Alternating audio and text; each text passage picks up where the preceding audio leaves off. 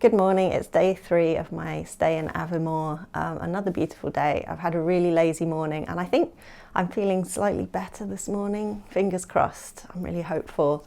I am just putting my sandals on. I'm not going for a hike, that's banned today, but the River Spey runs right past this little town and it's literally 3 minutes from the hotel. And I thought probably a good idea to stretch my legs slightly just so my muscles don't seize up. And also my friend Rupert told me I had to go and get an ice cream, and the river and the ice cream are both nearby and in the same direction. So I'm going to take a very, very gentle stroll to look at the river and hopefully have some gelato and then come straight back to continue resting.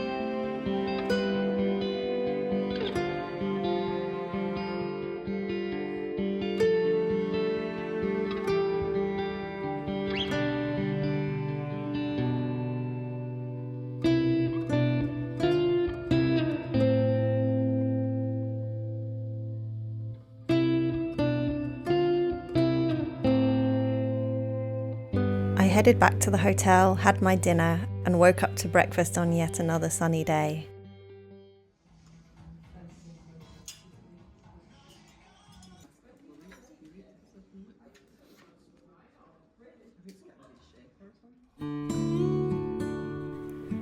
I hopped on the bus again, heading to the Sugar Bowl car park.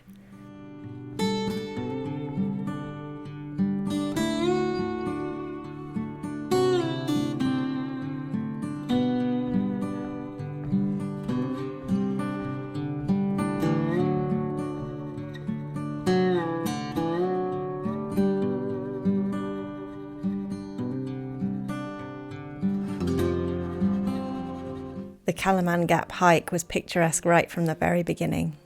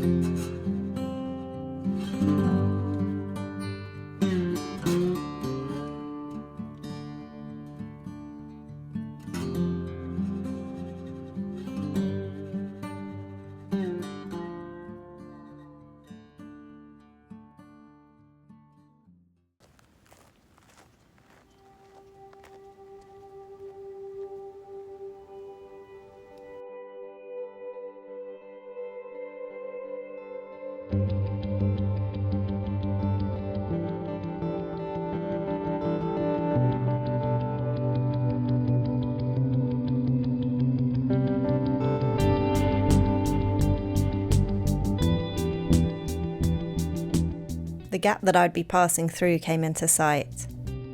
This route was originally used by drovers moving herds of sheep and cattle through the pass.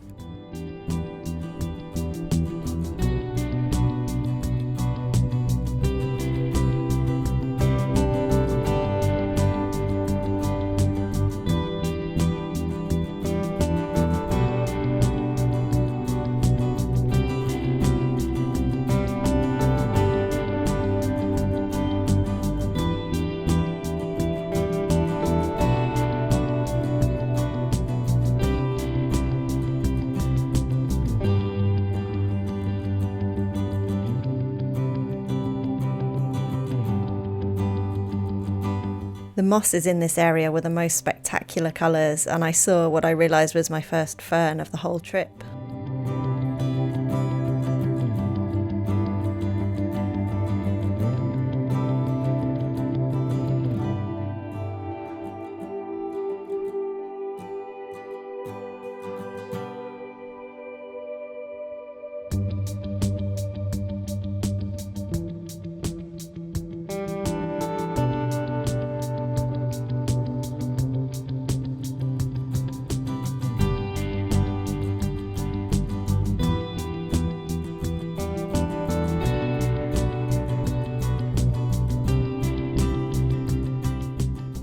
I started to be able to see how much actual scrambling I was going to have to do. I put my phone away through most of the boulder field, both to make sure I was properly concentrating on scrambling safely, and because I was terrified of dropping it down into one of the many deep crevasses between the rocks.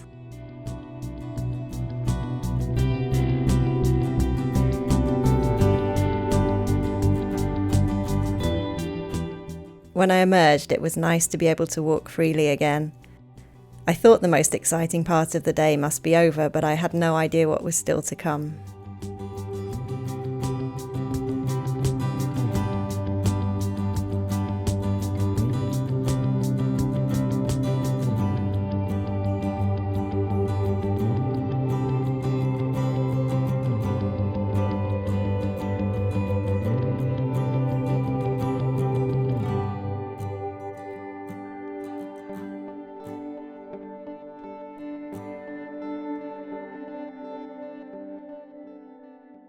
Hi, I'm part way through my third Cairngorm hike, which has just been absolutely stunning, as you can probably see from the view behind me. I'm not going to chat for very long because it's a little bit windy and exposed here, and I don't know how this microphone will cope. But yeah, this route is incredible. I just had to do a section of actual bouldering, scrambling over boulders through a sort of rocky gap in the mountains, which was pretty incredible. And ahead of me now I can see Aviemore in the distance, and also where I'm heading next on this route, which is the Rothiemurchus forest, which is the largest area of kind of native Caledonian pine forest remaining in the UK. So a bit of foresty walk. Really excited about that.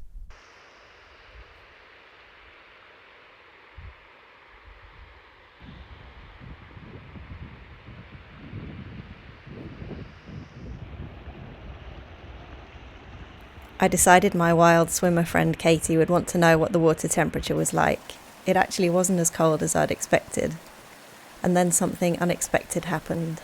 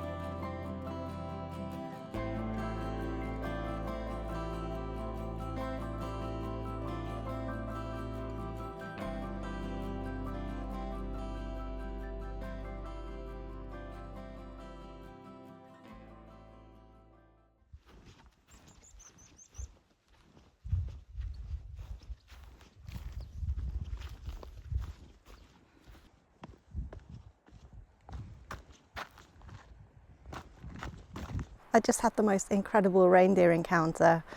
I still can't believe it. It was just absolutely perfect. I had kind of made an effort to let this couple that had been hiking sort of near me, I took a break and let them go ahead so that I could kind of have some distance from them. And so I was walking across this sort of open bit completely alone, and I saw something out of the corner of my eye, something white moving, and I thought it was probably a hiker's dog, but I quickly realised it was a reindeer and that there was a herd of them and that they were coming down the path that I had just come down kind of earlier, and they were coming straight for me. So there was a big boulder ahead of me. I kind of stood behind it because I thought they would probably ignore me if I wasn't fully visible, and I could also use it to put my tripod on to get some sort of good stable shots. But it was just mind-blowing. They kept coming nearer and nearer and they kind of knew I was there. But I imagine these reindeer, because they do tourist encounters and they're sort of cared for by people, they're probably less wary of people than the native deer are. So they just walked past me completely chill. And I could hear some people's voices in the distance. That people's voices carry quite a lot when it's quiet here. So I knew some people would be coming soon, and I was just hoping that they wouldn't scare the deer away, but they were so far away they didn't. It's just blew my mind, honestly. When I was planning this trip, I knew there was a reindeer herd here, and you can actually go and visit them and kind of feed them with a ranger. There's also this ranger excursion you can do to feed Highland cows. And when I first learnt about that, I thought, oh, that's definitely something I want to do. But you can't do these things if you don't have a car, because the way it works is you meet a ranger and they drive you to where the animals are and you follow in your own vehicle. And so I was disappointed that I wasn't going to be able to do that. And I kind of thought, all I can hope for is that I'll probably get a distant sighting of a reindeer at some point if I'm really lucky. And I mean, that happened on my second hike, the Cairngorm hike. But this was just more than I ever expected. And I feel incredibly lucky, and almost I feel like it was better than if I had paid to go and visit the reindeer on a tour, because even though I would have got close to them, I just got to sort of observe them being wild animals, and they were just kind of really, really quiet. I could hear them, their footfalls, and I could hear them tearing grass and occasionally kind of huffing, like occasionally one of them would go it was just really lovely, and my mind is blown. I'm really happy. As I started to reach the forest, there were a mixture of pines and beautifully coloured red birch saplings.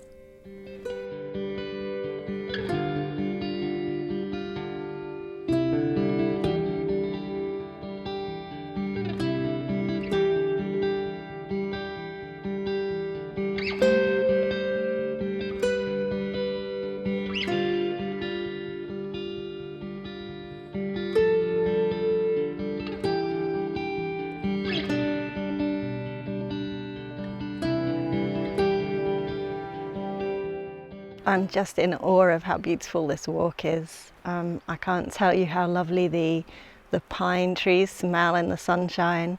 It's just absolutely mind-blowing. I'm still kind of heading down a bit of a ridge, but it's getting more and more treey, and I think it looks from the map like I'll be heading into some more dense forest shortly.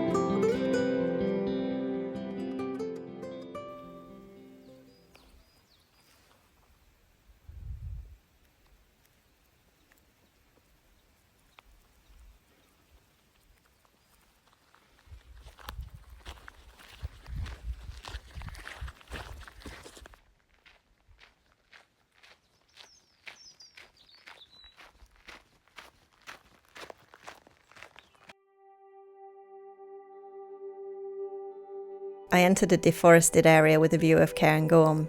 This was less fun to walk through and extremely hot.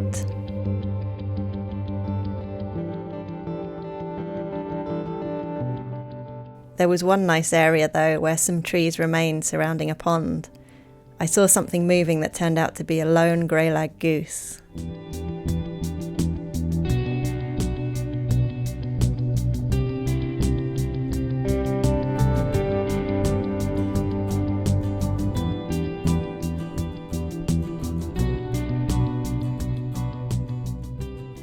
As I neared Loch Morlich, my trail became a wide bike path with more and more walkers. I was nearing civilization. I'd seen from the map that my path would skirt round the loch for a while, and I decided I'd like to find a spot for a snack break by the water. But for a long time the loch was unreachable down a steep slope. Finally, I found the bench I had been dreaming of.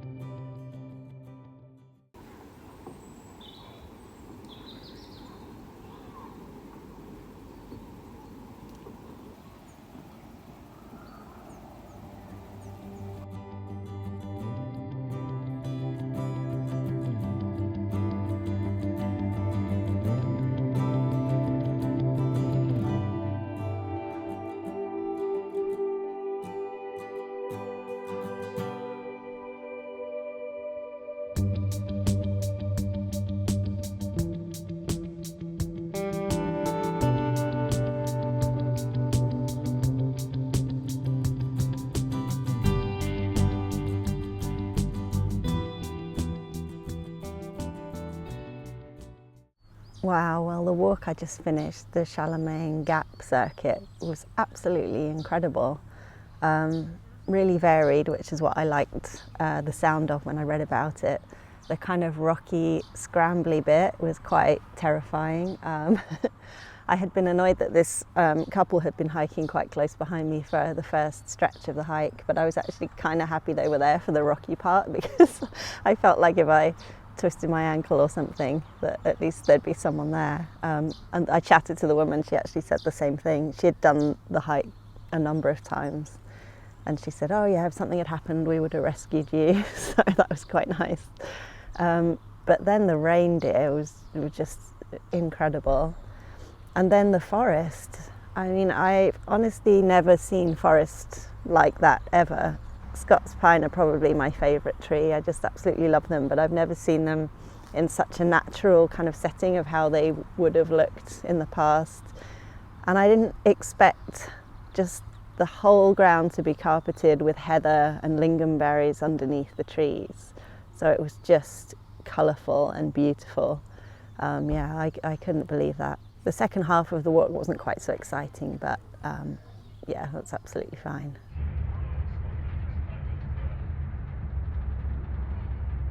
So I'll be ending this episode here. I hope you'll join me for the next one, where I'll do the journey from Aviemore to Inverness and then to Fortrose to where my mum lives. Thanks again for watching.